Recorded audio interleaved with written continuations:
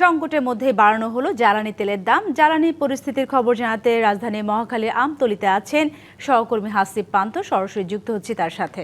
হাসিব, জ্বালানি সংকট নিরসন না হতেই এর মধ্যে আবার জ্বালানি তেলের দাম বাড়ানো হয়েছে। এতে আপনার কি ভোক্তা পর্যায়ে কারোর সাথে কথা বলার সুযোগ হয়েছে কিনা, তাদের প্রতিক্রিয়া কেমন দেখতে পেয়েছেন? সাথী যেমনটি বললেন, যদি বলি ভোক্তা পর্যায়ের যে গ্রাহকেরা রয়েছেন তাদের সাথে কথা বলার যেটি বিষয়টি বললেন, এখানে যেই পাম্পে আমি দাঁড়িয়ে আছি ঠিক এই পাম্পেই যদি বলি যে সকল গাড়িগুলো এখন অপেক্ষারত রয়েছে সেই গাড়িগুলো কিন্তু প্রায় 12 ঘন্টা 14 ঘন্টা যাবত অপেক্ষা করে এখানে দাঁড়িয়েছে। এবং আমার পাশে আমি ঠিক এই পেছনের চিত্রটি যদি একটু দেখাই, যে সকল ড্রাইভাররা রয়েছেন গাড়িতে তেল নিতে এসেছেন কেউ 12 ঘন্টা কেউ 14 ঘন্টা অপেক্ষা করে তারপরে কিন্তু এখানে এসেছেন। আমরা একটু কথা বলবো। আপনি কখন এসেছেন এবং কি দেখছেন এখানে এসে? এখানে আমি আর দেখতেছি ভাই, গাড়ির যে সিরিয়াল ভাই এখান থেকে শুরু করে একবার ওয়ারলেস গেট টিভি গেট পর্যন্ত, বুঝছেন? হ্যাঁ, গাড়ি আর হুন্ডা রাত্রে আমি আইছি, হুন্ডা 2-4টা আছে, তবে খুব শীঘ্রই গাড়ি হুন্ডা ভরে যাবো গা।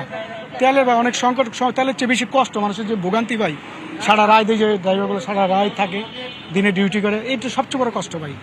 আর এইটার যে সমাধান যে কবে ব্যবস্থা না, আমি ভাবছিলাম ভাই আরেকটু কথা বলবো, বিশেষ করে সাথী যদি দেখায় যে সকল মানুষেরা তেল নিতে এসেছেন তারা সময় কাটাচ্ছেন গল্পগুজব করে কিংবা বিভিন্ন আলাপ আলোচনা করে।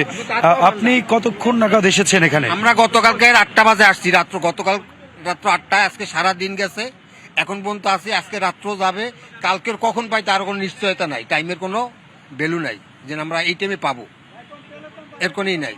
তেলের দাম বাড়ানো হয়েছে, এটা নিয়ে আপনাদের কোনো প্রতিক্রিয়া আছে? এখন আমাদের কোনো প্রতিক্রিয়া নাই, কেননা আমরা এখনো প্রতিক্রিয়াটা শুরু হয় না। পাবলিক উপরে একটা আসবে, মাসুল আসবে, আমাদের সবার উপরে আসবে। এটা যখন নিত্য প্রয়োজনীয় জিনিসের দাম বাড়বে তখন পাবলিকের ভিতরে এটা আজকে তো হয়েছে তেলের দামটা, এটার ফিনিশিংটা কয়েকদিন পরেই শুরু হয়ে যাবে।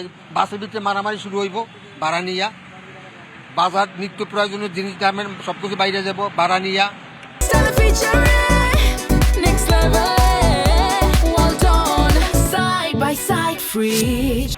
সাথে কথা বলছিলাম, বিশেষ করে 12, 14, 15, 16 ঘন্টা অপেক্ষারত যে সকল মানুষেরা গতকাল এসেছে, লাইন ধরেছে, একটু একটু করে আস্তে আস্তে তারা পাম্প পর্যন্ত আসতে পেরেছে।